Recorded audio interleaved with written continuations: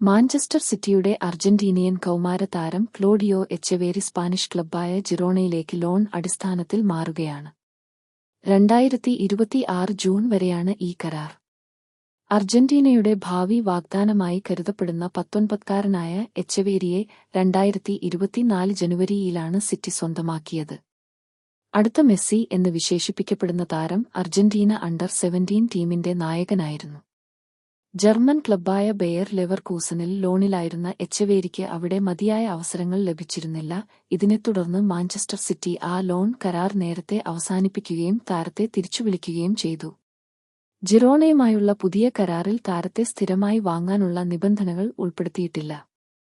താരം തന്റെ പഴയ ക്ലബ്ബായ റിവർ പ്ലേറ്റിലേക്ക് മടങ്ങാൻ താൽപര്യം പ്രകടിപ്പിച്ചിരുന്നുവെങ്കിലും എച്ചവേരി യൂറോപ്പിലെ ടോപ്പ് ലീഗുകളിൽ കളിച്ച് പരിചയം നേടണമെന്നാണ് മാഞ്ചസ്റ്റർ സിറ്റിയുടെ തീരുമാനം.